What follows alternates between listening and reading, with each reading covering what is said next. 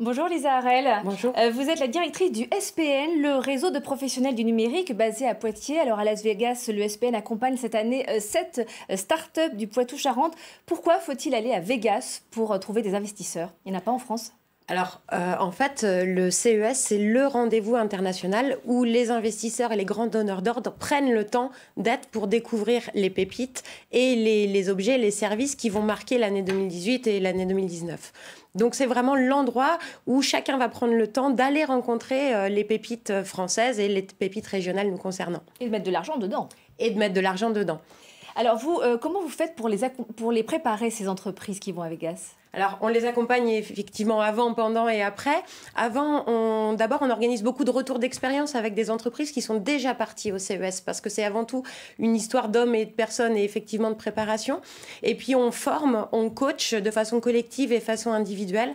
On travaille beaucoup la communication et on aide les entreprises à savoir se présenter sur des formats très courts de 5 minutes ou de 30 secondes parce que c'est au détour d'une allée qu'on peut rencontrer le fameux investisseur ou donneur d'ordre qui peut déclencher la suite ou le décollage de notre entreprise. À vous écouter, on a l'impression que vous parlez d'un marathon.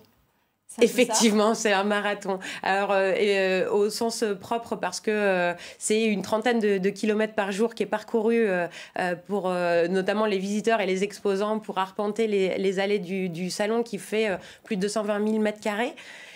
Et puis, c'est aussi beaucoup d'énergie parce qu'il faut savoir alpaguer, interpeller, participer à des concours. Il faut vraiment être très proactif dans la relation pour aller chercher les bons clients, les bons prospects et les bons interlocuteurs. Mais qu'est-ce que vous leur dites qu'il faut faire pour se faire repérer au milieu de tous ces exposants, au milieu de 200 000 visiteurs? Alors, un des atouts forts, c'est qu'on part en délégation. Aujourd'hui, il y a 41 entreprises de Nouvelle-Aquitaine qui sont sous une bannière commune, hyper bien identifiée. Il y a de grosses actions de communication, un journal télé, un site internet qui est dédié. Et puis, c'est aussi...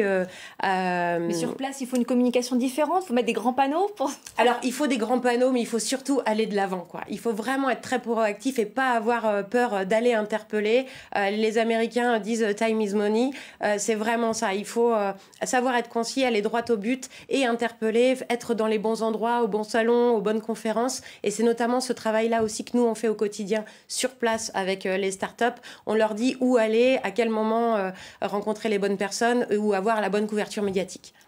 En quelques mots, c'est se vendre, mais sans se faire piquer l'idée aussi. C'est ça, mais c'est pour ça qu'il faut être prêt pour aller au CES et tout le monde ne peut pas y aller. Effectivement, il faut y aller au stade du lancement, au stade de l'idée. C'est bien d'y aller en tant que visiteur pour identifier ce qui va se faire demain. Merci Lisa Harel d'avoir répondu à notre invitation et je rappelle que le CES se termine demain soir à Las Vegas.